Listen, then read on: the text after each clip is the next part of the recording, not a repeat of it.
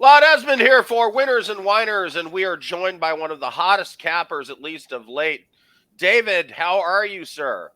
I'm doing well. I'm doing good. Ron, how you doing today? Thanks for having me. Uh, I'm terrible. I had a horrible weekend. Um, I really need a win tonight, Yeah, and that'll get me back to 500 on the weekend. Of course, I'm still positive, for the season, the football yeah, season, both college and NFL. But boy, couple of bad beats this weekend, a couple of things I did not see coming, and that's where I really want to get started. Um, what were some of the most shocking outcomes for you this weekend? so I shouldn't be completely shocked, but obviously I have to start off with the Rams and Falcons because I had the Rams -10 as my best bet. So obviously I felt very confident about that, and just the way that it was unfolding, even seeing that game when the Rams were up 28-3, I had a bad feeling. I had a bad feeling, even though it looks like they were in good shape at that point. And just the way they won the game, but just the way they completely covering, and then to ultimately lose covering on a blocked punt. I mean, it happens, but that's so much more of a high school thing. It happens here and there in the NFL, but so rare. So that was shocking. And then a game that I didn't have any action on, but just me personally being a Browns fan, I actually had jumped on a flight, so I'd missed the end of that live, and I'm glad I did. Just so many things as far as I hate to be the person where it's like somebody should have ran out of bounds because I really hate that.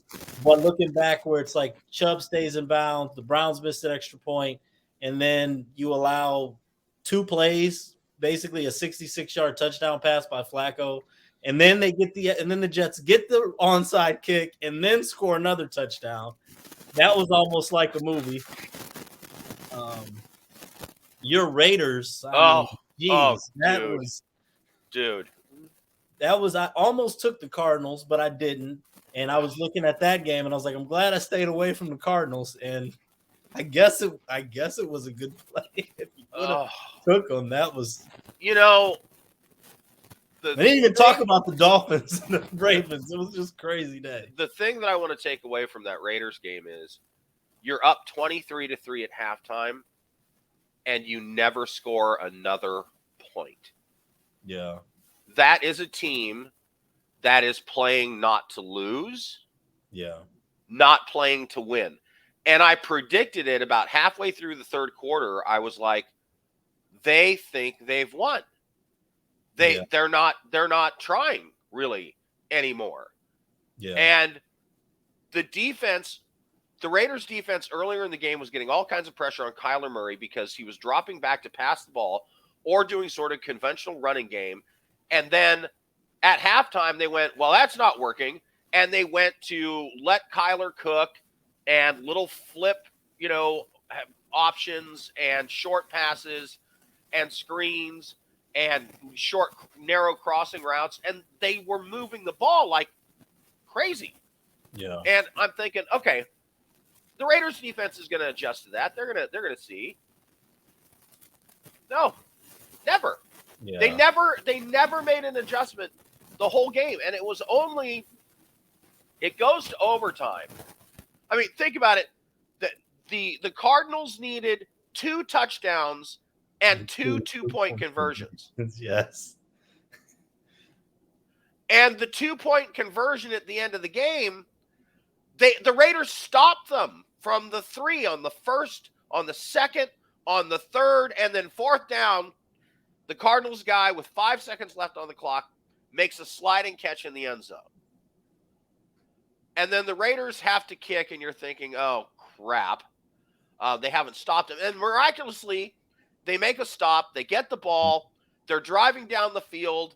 And you want to talk about a gut-wrenching way to lose a game. A fumble return for a touchdown? Oh. Especially if you had the total in that game, which was over 51.5. If you had the under, right, it depends which side you're on. It's like, how could you lose it? Like, the game's going to end on a field goal. Right. or a tie. But how many times as a bettor have I been sitting there going, oh, God, just a miracle touchdown, please. Get me the over. Just a miracle touchdown. yes, And they have no reason to, so they don't. They kick the 20-yard field goal, and it's like, oh, damn it. yeah, But sure enough, I've got to say the other vastly disappointing team for me, which I was on, was the Bengals. Not only did they not win, not only did they not cover, they lost to yeah, Dallas. yeah. Cincinnati's revamped offensive line looks worse than it did last year. He may die. I mean, or do a kid from Stanford who retired early because he got beat up. Andrew Luck. Yeah. I mean, if they don't get some protection for Joe Burrow, he's on track to be sacked 100 times.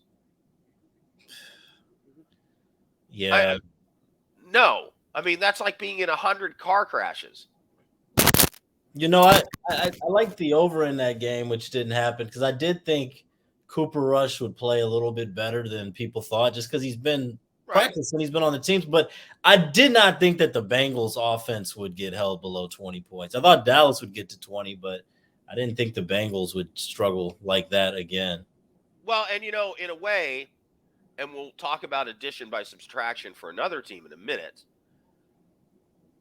the Cowboys having to rely on the running game more is what they probably should have been doing all along.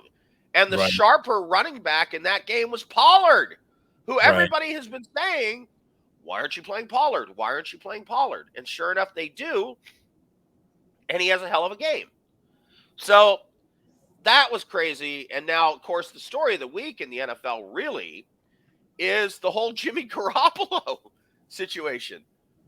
He's going to get traded. He's going to get traded. He's going to get traded. No, he's not going to get traded. He's going to sign with the team for less money. Everybody's like, if Lance underperforms, he's right there. And sure enough, midway through game 2, broken ankle, Lance is out for the season. And did you see the way the team responded to Garoppolo? Yeah, and I hate to say it because obviously I wish him the best. I didn't want to see Lance. I don't want to see anybody get hurt. But I was on the Seahawks in that game. And I really think that even though obviously the 49ers won by 20, if Garoppolo doesn't come in that game and Lance plays the whole game, I think that the Seahawks would have covered. I had the same play. I had the Seahawks plus the points. It changed everything. It did. It changed everything. It changed everything. And now I actually think the 49ers are worth more points in games. Yes. Vastly more than they were with Trey Lance. So we'll see what that does to the lines. I mean, Jimmy's got a lot to play for right now, a lot to prove, a lot to play for. God, it's just a couple of really bad beats for me this weekend. I am completely off the Raiders for the season. Until they go on like a 3-game winning streak. Just everything I saw in terms of playing not to lose, you could see Kiff Kingsbury on the other side is like barking out plays and he's got a plan and they're in rhythm. And Josh McDaniels is like, yeah. I mean, he had nothing. It's like, dude, show some spark, show some urgency. Go talk to your defensive coordinator. What is going on? And he just basically was a spectator. It was really disappointing. And before this, he's been at the top of the head coaching list almost for all these openings for years and years and years, even after, taking the job of leaving Indianapolis and leaving and what happened in Denver. And I just don't get it. I mean, it's still a lot of time to prove, but I'm not a big fan of Daniels right now either. Can't trust the Raiders and can't trust the Browns. And you can't trust the Indianapolis Colts at all. They look horrible. Yeah. I mean, they got blown out by the Jaguars. That's horrible. They always do. It's changed the quarterbacks, but for some reason, Jacksonville you change the coaches, change the quarterbacks. They just don't play well in Jacksonville. Couple of early lines. Buccaneers -3 with the Packers coming into town. Tom Brady may look more and more like a member of the cast of The Walking Dead every day as his face kind of caves in. But he's just like a zombie. He just keeps coming. Keeps coming. You can't stop him. And the Bucs are allowing an average of 6.5 points per game on defense. Yes. Best in the league. Brady's going to get you a touchdown eventually, right? Yeah, eventually he's going to get a touchdown. I think the Packers are going to have a hell of a time winning that game. So we'll see what happens there. The 49ers are catching 2.5 against the Broncos. This is the Sunday night game. Yeah. I could see that line when Trey Lance was quarterback. Right. Given how bad Denver has looked, I love the 49ers in that game to win outright. I don't understand that line. And then the Chiefs only getting 6 against the Colts. They might beat them by 40. That's how. I mean, if the Jaguars can hang 24-0 on the Colts, what can the Chiefs do? And the Chiefs the Colts were down big in the fourth quarter in week 1 against the Texans. If they fall behind like that and against a team like the Chiefs, they're going to get buried. There's not going to be any late coming back. I think the Chiefs right now, the Colts right now, that's based off of preconceived notions of what they were supposed to be. But right now, through the first 2 games, they look like one of the worst teams in the league. Yeah, exactly. Frankly, I like the Houston Texans better. They put up a fight. They fight. I don't know if Ryan has just completely fallen off a cliff, but it looks highly likely. I mentioned those 3 lines because that Buck -3 versus the Packers line is going to be higher by the end of the week.